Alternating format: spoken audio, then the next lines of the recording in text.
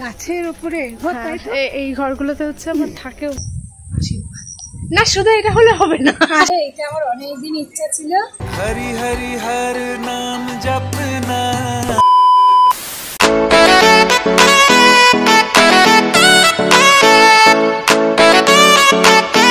High friends, welcome back to my channel. সবাই কেমন আছো?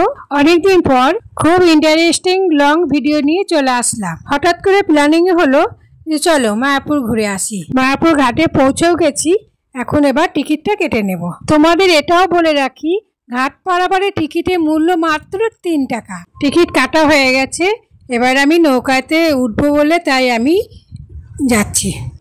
আশেপাশে ভিউটা জাস্ট দেখো কতটা সুন্দর। আবার চলো।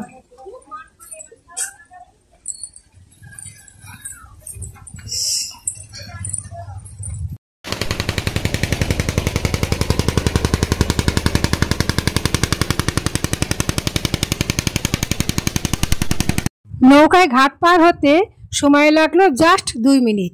ঘাটের এপারে নেমেই প্রথমেই চোখে পড়ল বজরংবলী মন্দির।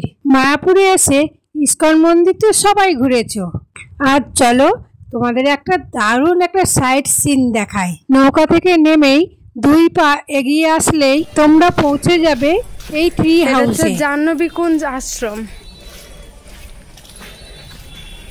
কেমন লাগছে বলো? তোমাকে একটা নতুন জায়গায় নিয়ে এলাম। নতুন জায়গা, আশ্রম। বাহ, আশ্রমটা তো দারুণ। আসো আসো।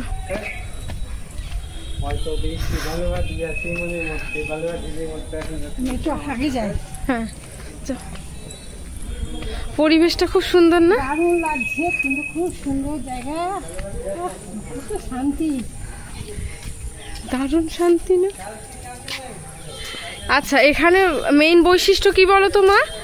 আমি বলি, এরকম গাছের ওপর ঘর আছে, এই জন্য এটার নাম ট্রি হাউস। গরমকালেও ঠান্ডা ঠান্ডা একটা পরিবেশ। ওইদিকে চলো, আরো সুন্দর। এই জায়গাটা দেখো, এখানটাই হচ্ছে কি বলো, কি কি এগুলো কি ফুল?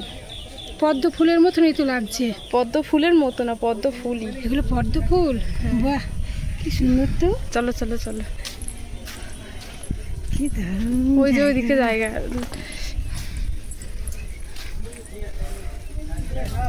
তাকাও তাকাও, বাও কি সুন্দর হাওয়া দিচ্ছে বলো। ব্যাগটা ধর। পিছনে লোক আসছে, পিছন করো পিছন করো, এসে ভিডিও করে দেবো এই জায়গাটায়। চলো,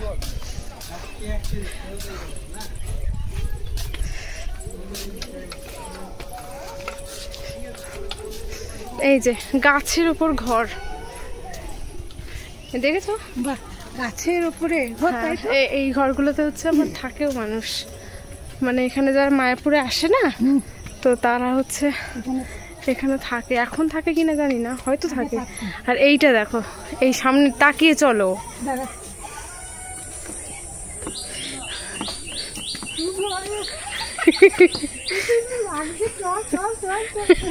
ও মা, পড়লেই একবারে।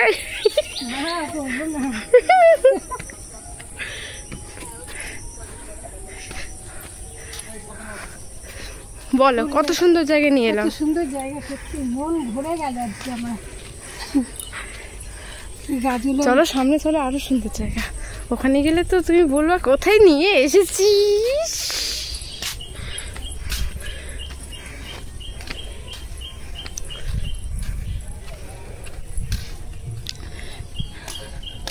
ছুঁয়ে দে আঙুল, ফুটে যাবে ফুল, ভিজে যাবে গা, কথা রে কথা গেলে যাবি। গঙ্গার ধারে কিছুক্ষণ সময় কাটানোর জন্য একবার হলেও এই জায়গাটা অবশ্যই এসো। কথা দিচ্ছি, এই জায়গাটার তোমরা প্রেমে পড়ে যাবে। আমি প্রথমবার এখানে এসেছি, আর এত ভালো লাগছে তোমাদের বলে বোঝাতে পারবো না। যারা প্রি ওয়েডিং শুট করতে চাইছো তাদের জন্য এই লোকেশনটা খুব ভালো হবে। আমি পুরো জায়গাটা কভার করে করে দেখাচ্ছি। কমেন্টে তোমরা জানিও এই ভিউগুলো দেখতে তোমাদের কেমন লাগছে।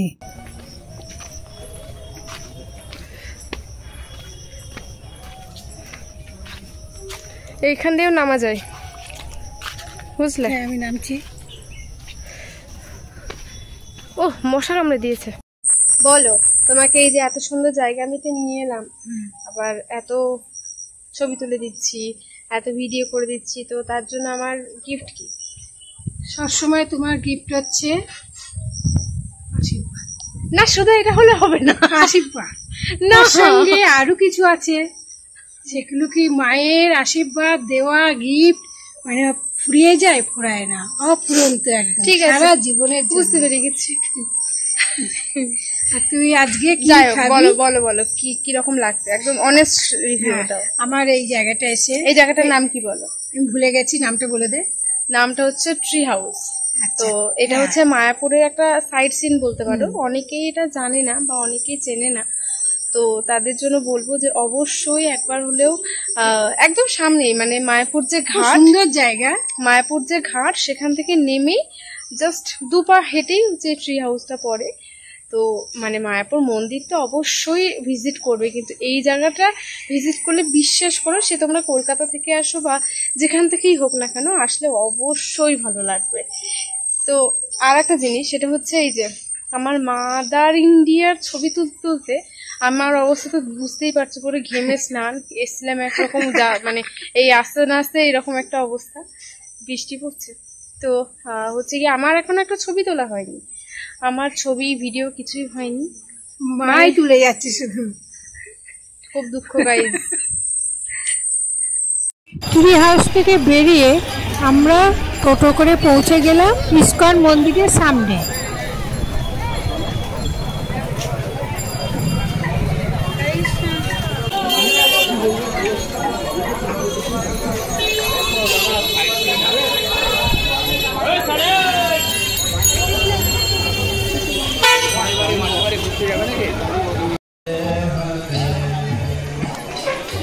হরে রাম হরে Ram Ram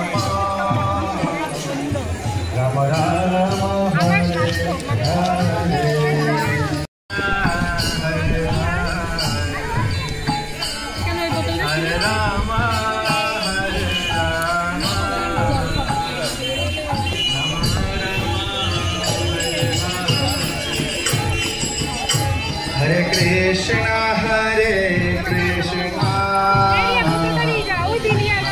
Krishna Hare Hare.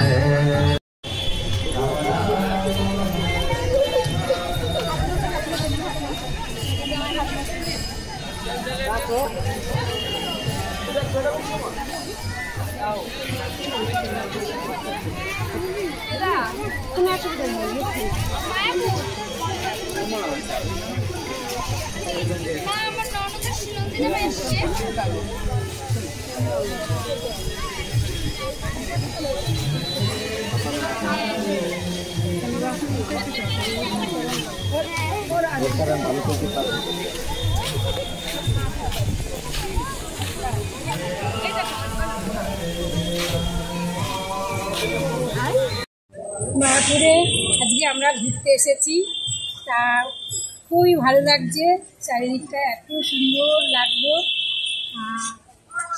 তার সঙ্গে এই যে আজ ঢোকার সঙ্গে সঙ্গে এই যে তিলকটা পরে দিয়েছে, এটা আমার অনেকদিন ইচ্ছা ছিল, কিন্তু সেই ইচ্ছাটা আজকে পূরণ হলো। সামান্য ব্যাপার, তবু কিন্তু এটা হয়ে ওঠে না।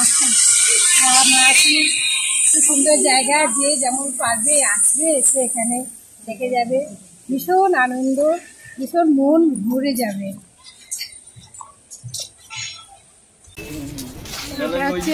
দেখা এদিকে মুভি থিয়েটার এখনো কাজ চলছে। না না হয় ভিতরে কিছু একটা, ভিতরে কিছু হয়, কিন্তু তবু বাইরে এখনো কাজ কেমন চলছে। কি হয় বলতে পারবো না। হ্যাঁ, কিভাবে কি হচ্ছে এখন জানি না। ওই যে টিকিট কাউন্টার, আবার এদিকে টিকিট কাউন্টার, আর এই যে এদিকে বাহ কি সুন্দর ঐতিহ্য। ফুচকা বসেছে। এখন আমরা কিছু খাচ্ছি না, আমরা আগে ঘুরে টুরে নিই, তারপরে খাওয়া দাওয়া হবে। হ্যাঁ, এখন খাবো না। ওই যে ওই, ওটা কি গাড়ি রে? ওটা কি গাড়ি? ট্রাক্টর গাড়ি নাকি সেই যে ওই যে গরুর গাড়ি এই যে সামনে এটা গরুর গাড়ি হতে পারে হতে পারে। যে কি সুন্দর মানে গরু টেনে নিয়ে যাবে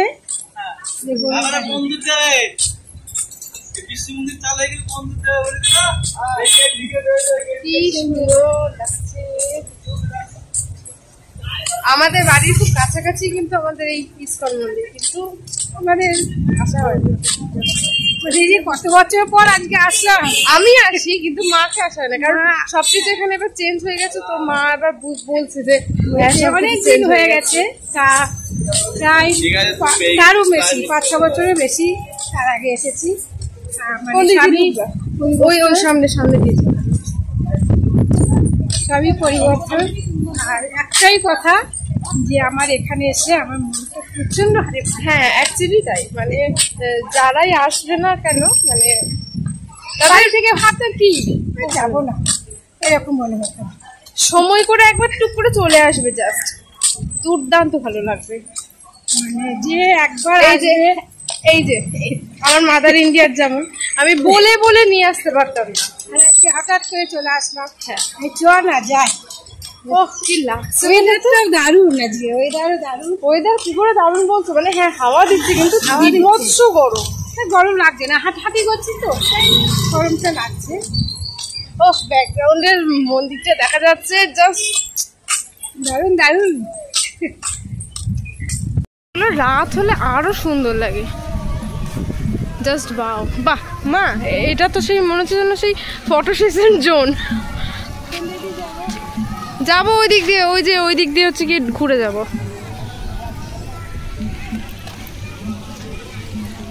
আরে ওই কাদায় কেন, ওই দিক দিয়ে ঢুকতাম।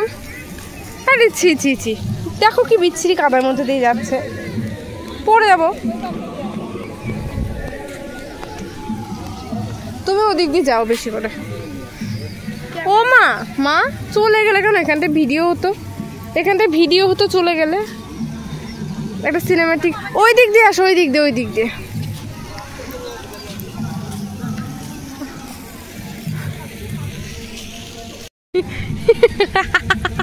মনে হচ্ছে যুদ্ধ জয় করে এলো। হ্যাঁ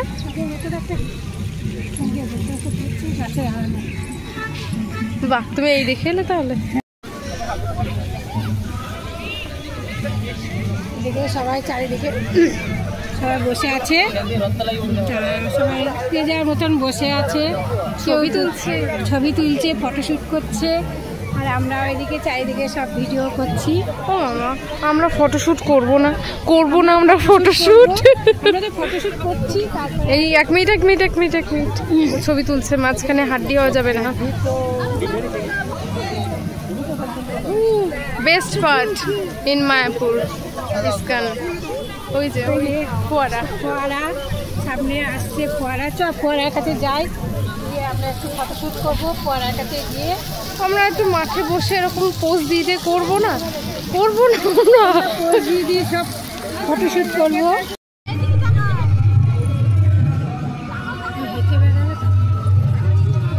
ছবি তুলছে না, কি মিষ্টি।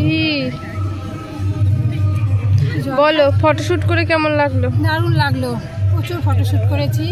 ক্লান্ত? না ক্লান্ত হয়নি, বসে একটু রেস্ট নিচ্ছি। এরপর সন্ধ্যা আরতি হবে, সেইখানে যাবো দেখতে। ভীষণ গরম লাগছে, চুলটা এখনই এবার বেঁধে ফেললাম। আর চারিদিকে আমার পরিবেশটা এত ভালো লাগছে। ওই আমার সব থেকে পুচকে বাচ্চাটাকে হেপি লাগছে। ওই যে কী খেলা করছি সারাক্ষণ, খুব ভালো লাগছে। তোর কেমন লাগলো মাম্মা? দারুণ। তুই তো বলছিস না দারুণ? তুই তো মাঝে মাঝে আসিস, তার জন্য তোর অতটা না, যখনই আসি তখনই ভালো লাগে। সেটাই। ইসকনের রথ দেখার যে সৌভাগ্য হবে তা ভাবতেই পারিনি। সত্যি কথা বলতে ভীষণ ভালো লাগছে।